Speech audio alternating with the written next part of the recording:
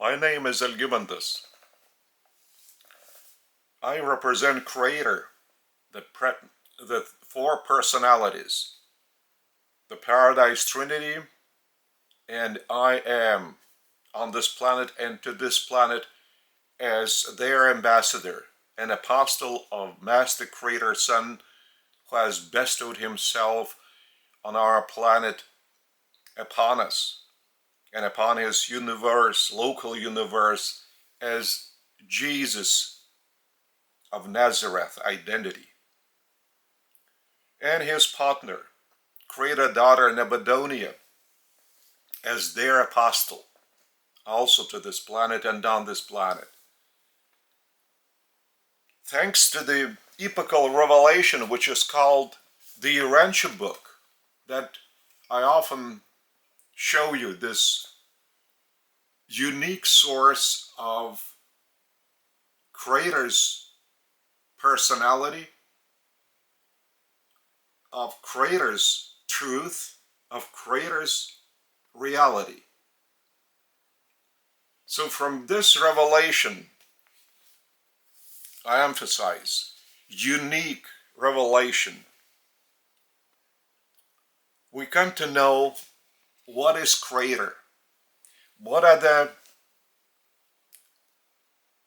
traits, features of Creator's character, what is creation, how it is being segmented in different smaller segments. What is evolution?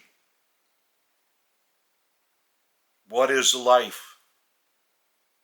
What is matter, mind, spirit? What is the purpose of life? What is our planet? What are other planets with mortals? And what are the planets that we are going to stay on after resurrection? And what is our journey to the Paradise Trinity, I am on Paradise? What is Jesus? And who is Jesus?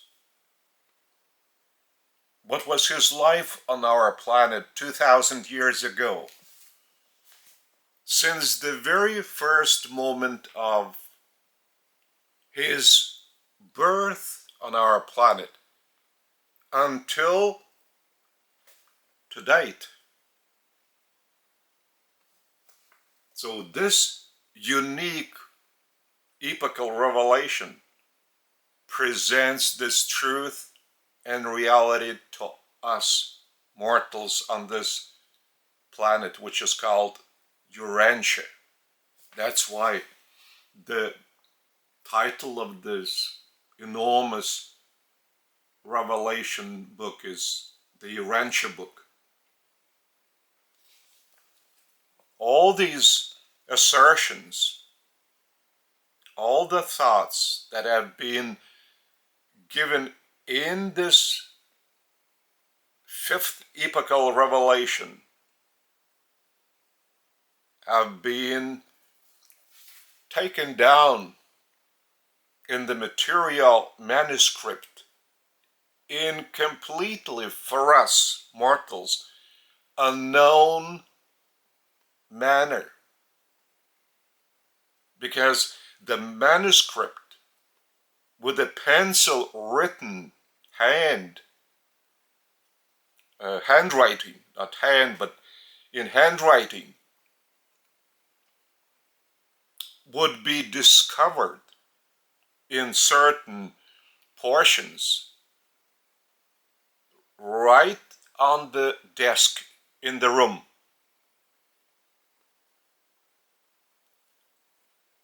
The text is enormous, over 2,000 pages, and the form of appearing on this on this in the room, in the material form, is completely unknown and unrevealed to humans. That is why the significance of this fifth epochal revelation, the Urantia book, lies not in the way it appeared as the manuscript on the desk, but what is in this manuscript. That is, all the thoughts, all the assertions make the significance and meaning to humans. Therefore, just human minds always desire to know who is the author. How come it could appear in such an enormous form and without being materially written by someone visible to their mortal eyes? So this is an unreliable source. Who can prove the truth of this epochal revelation? It's truly, today, for me, ridiculous to hear similar, say, doubts by those who have not read this epochal revelation. Before asking any question, you should first read this book,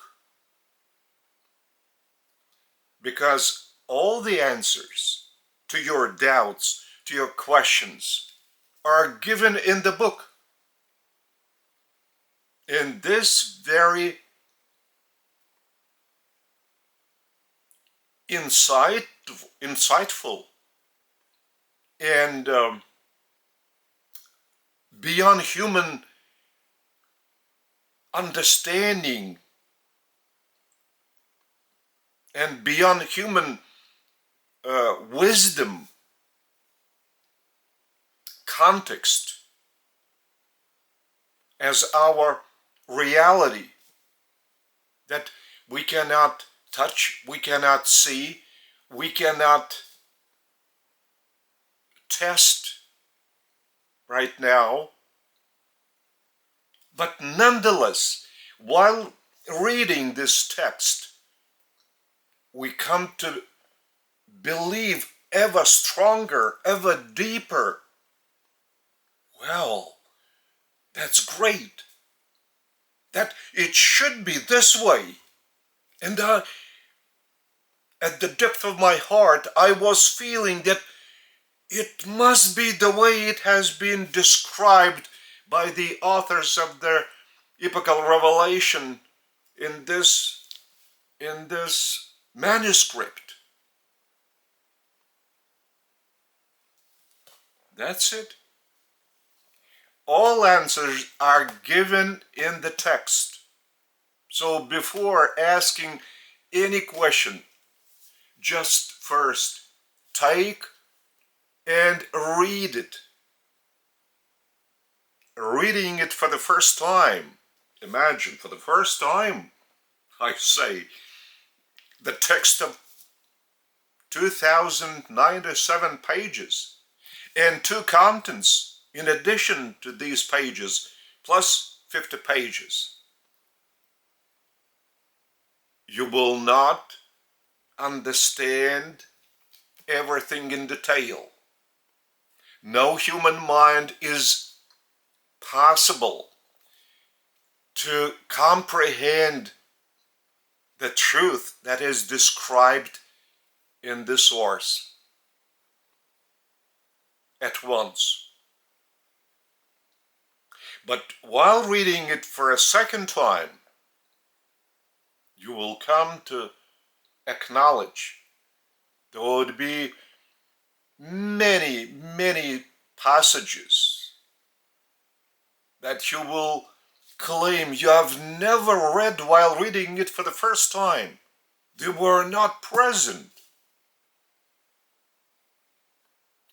And that shall happen even more when you read it for a third time. That's it. You will discover how many passages, even though you try to read it attentively, skip your mind, not your eyes. You have read all the passages without passing a single one or skipping a single one. Nevertheless, reading it for the third time, also attentively, you'll be certain this passage was not in the book while you were reading it for 2 times. And why is it so? First of all, because the amount of information given to humans and unknown information, completely unknown information, of course, for a human mind, it's too difficult to assimilate at once. To assimilate, that is, to turn into its own, to turn into something that would be familiar to you.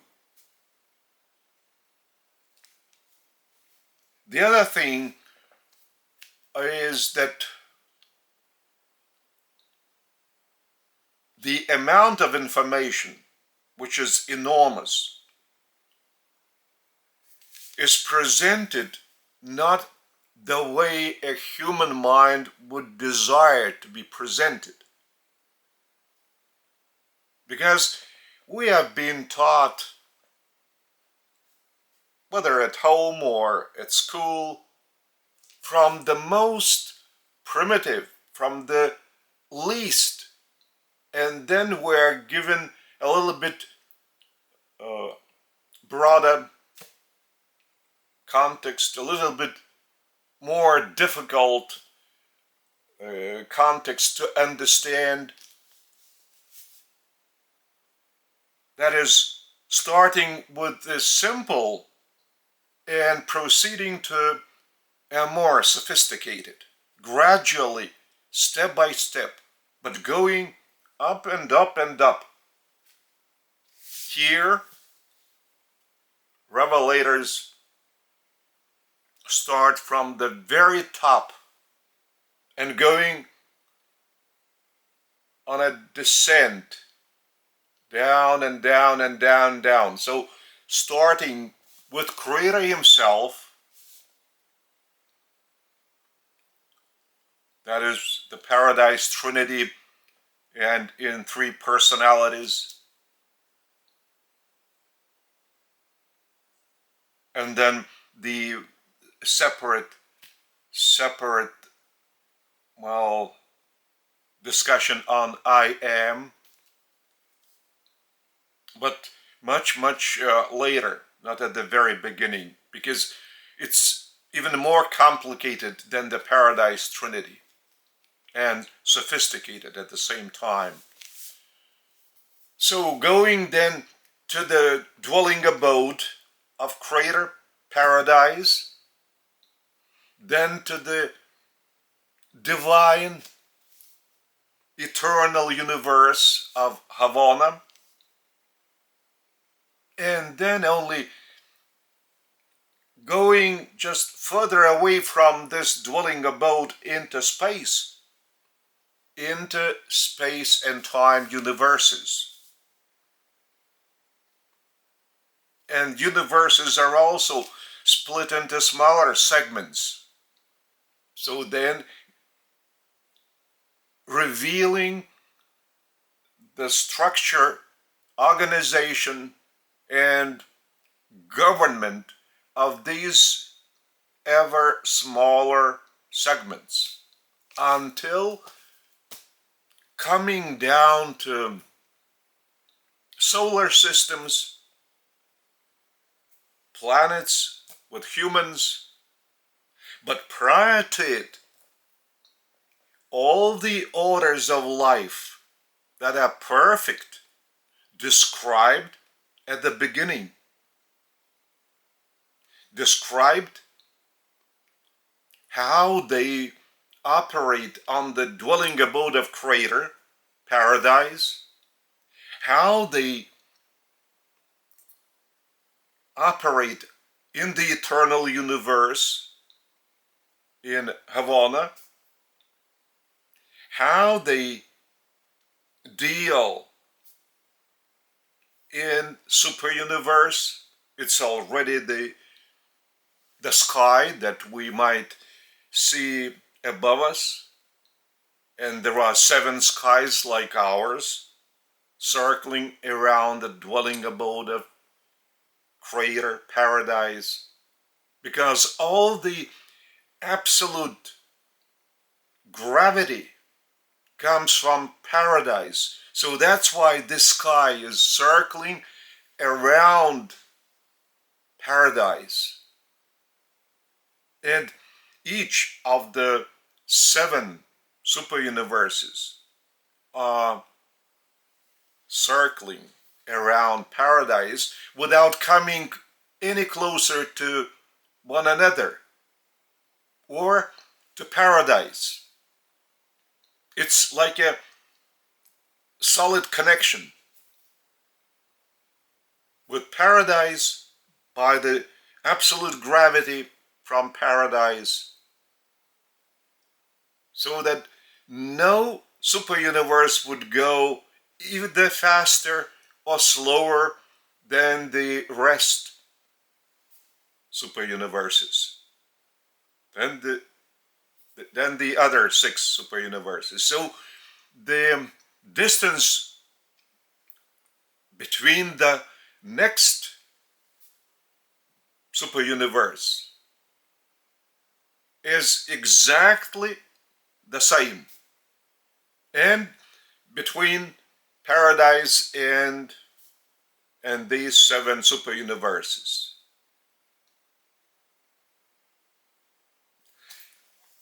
Then all the history of our planet, the history of Urantia, its appearance, its birth, until it was inhabited. And I want to emphasize that in this very sky, in our super universe, there are 1 trillion or 1,000 billion planets with humans. The same number of inhabited planets are in all the other 6 super universes. So the total number of inhabited planets with humans is 7 trillion. 7 trillion planets with humans. Our planet is relatively young, and well, it's neither big nor small, just the medium. And humans are different on every planet, but they have a common trait. They all of vertical stature.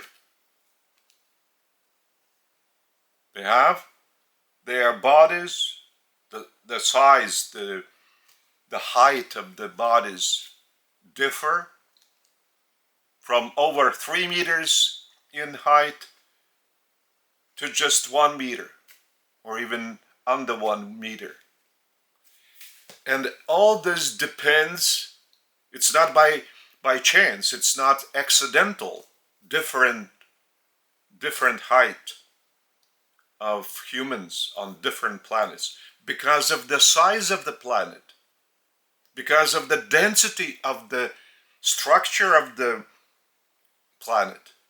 So the bigger the planet, the smaller the size, the height of the mortals on that planet.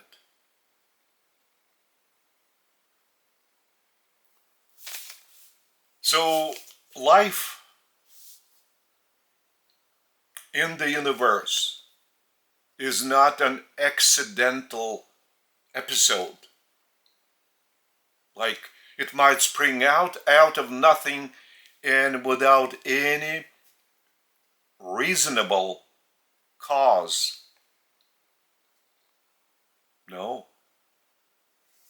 Everything is being controlled by Creator. The Paradise Trinity I Am, operating through different orders of life on different planets. When I said that there are 7 trillion inhabited planets, these planets are called inhabited because they have mortals on the planet that developed out of life plasma. Evolutionary.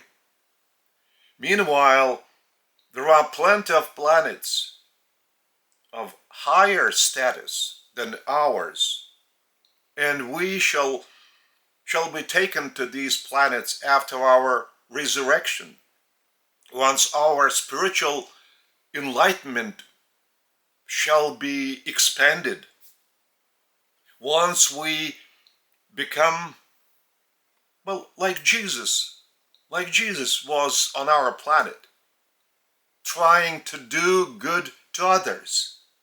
Now we are like predators. We want to devour everyone who is not suiting our, well, interests, or who is not fitting into our certain scheme of living. So we want to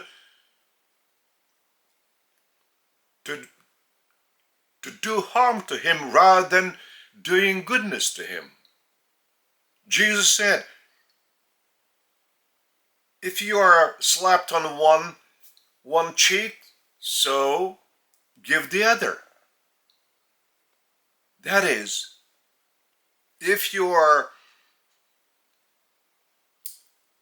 have been done something wrong by others, don't take revenge on that person for this wrongdoing, but repay him by doing something good to him.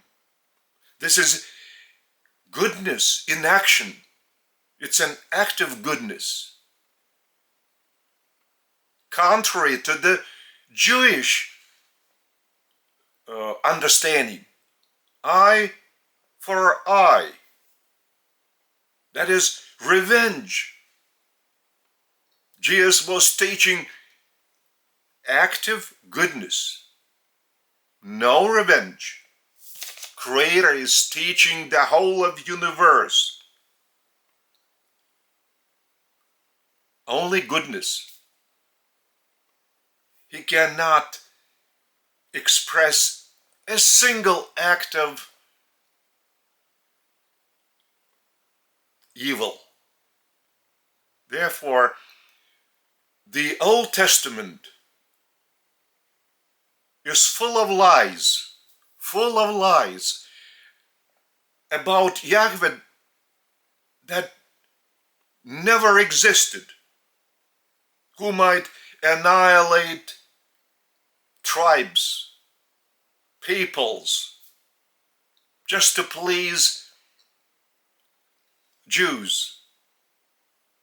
This is invention, Jewish invention.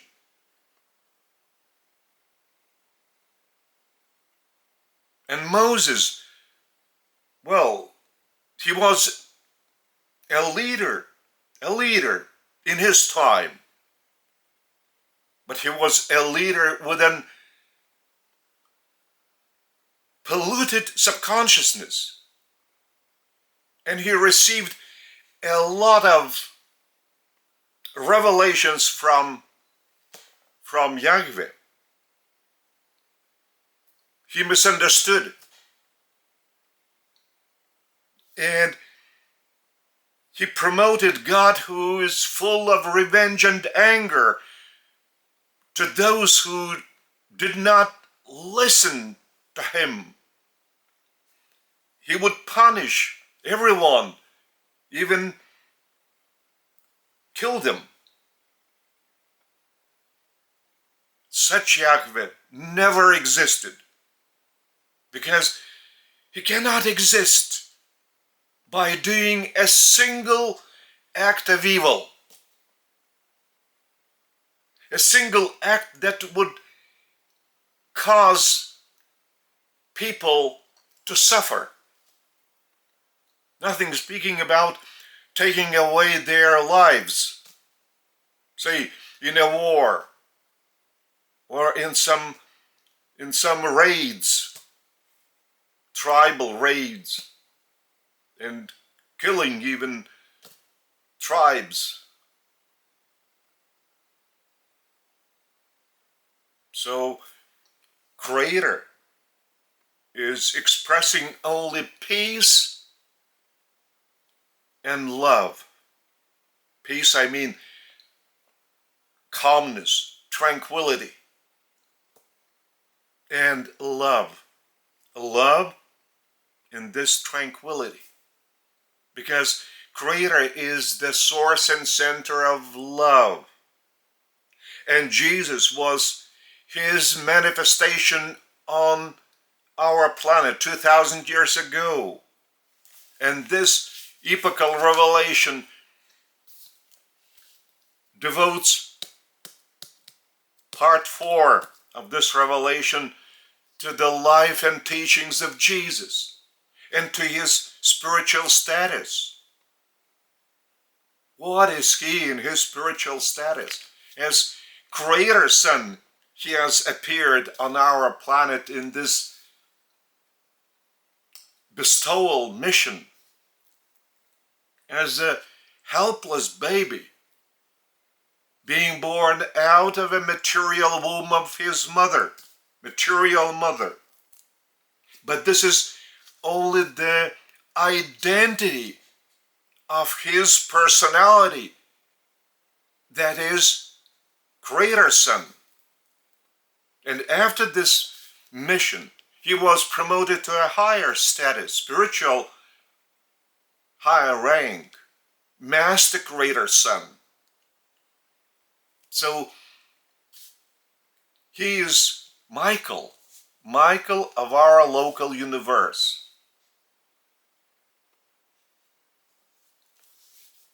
All Creator Sons have the same name, Michaels. And their names the same according to the name of the first created Creator Son. Because usually spiritual orders have certain common name. So by saying Creator Son, you understand this order. By saying Michael, you already know that this person belongs to this order, to the order of creator sense.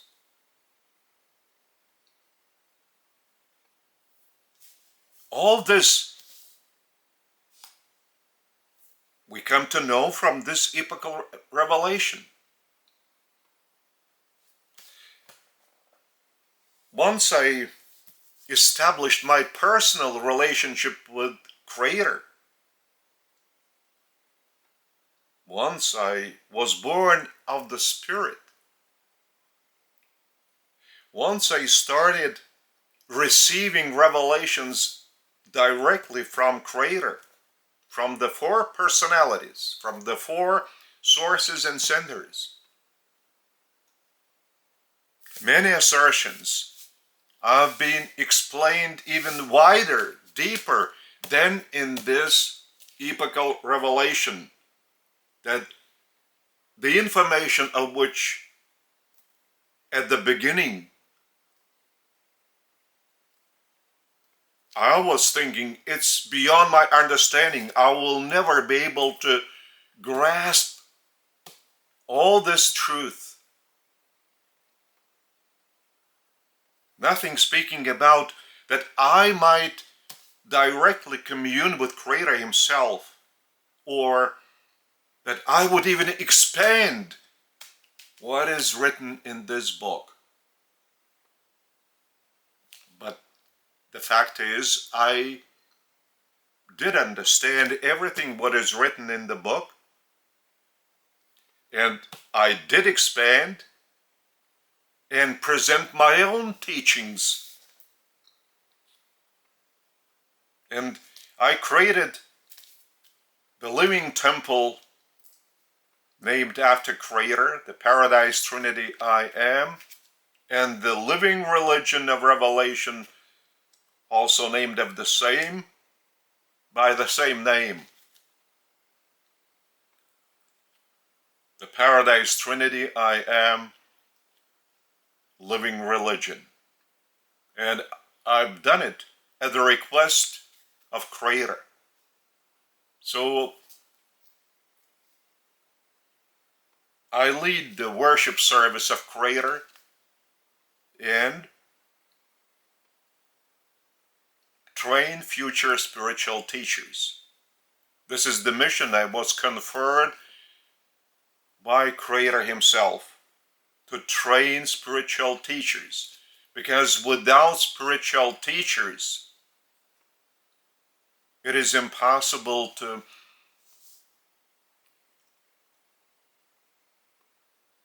put life on the right track according to Creator's evolutionary plan. Now, it's on the wrong track. But to put it on the right track, you should know which track is the right one. Today, I'm the only one to know it. Out of almost 8 billion people on the world, there are people reading the Urantia book, as this book has been already translated into some 20 languages. But by reading it, they don't know what is the evolutionary track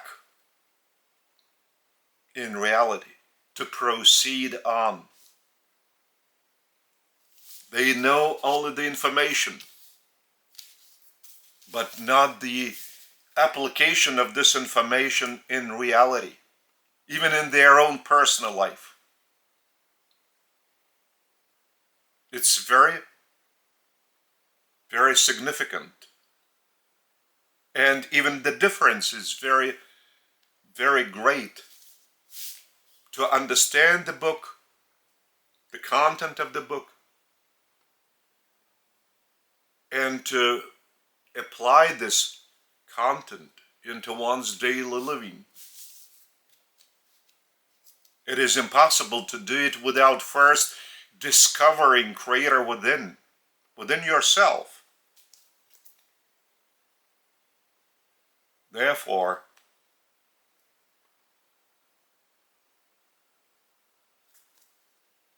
fact is, I'm the only one to know what is the right track for human evolution on this planet. And that's why I'm presenting my own teachings. Well, I'm doing it in my native tongue, Lithuanian. Some of the teachings I received in English. And there is one book, Revelation book, I received from Jesus Christ. I speak to you again, that I translated into English. It's also available in English. So some of the teachings I received in English, they are on our website, Urantia.lt.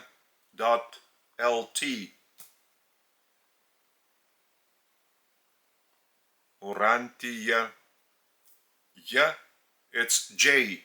Uranti, it's I.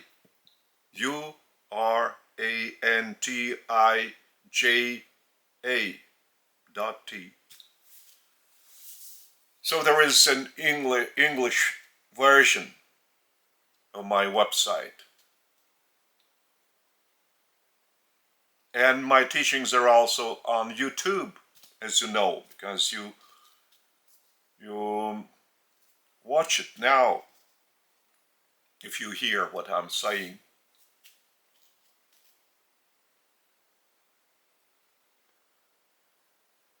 And what I'm doing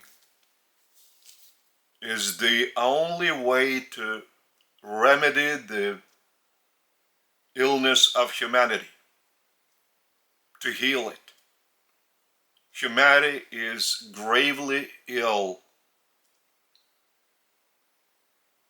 and the disease is called Satanism. Satanism, that is overflooding humanity by wars, by greediness, by cruelty, by high rate of crime, by debauchery, by tattoos on the body. It's Satanism. That's a wrong track for you to stand on, and of course for humanity.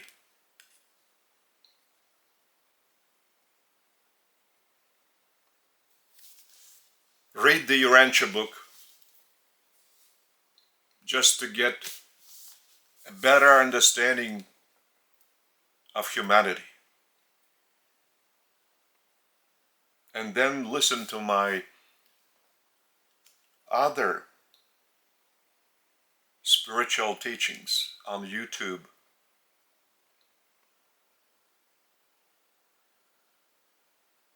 Ponder what you hear from me. Ponder what you will be reading in the Urantia book.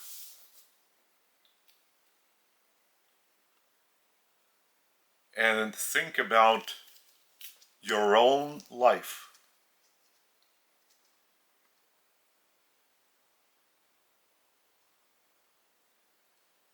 What I'm doing, it's not a childish game. I continue the mission of Moses, of Muhammad, of Jesus, of Sai Baba. And as ambassador of Creator and apostle of Jesus and his partner, Creator daughter, Nibodoni. And I know what I speak of.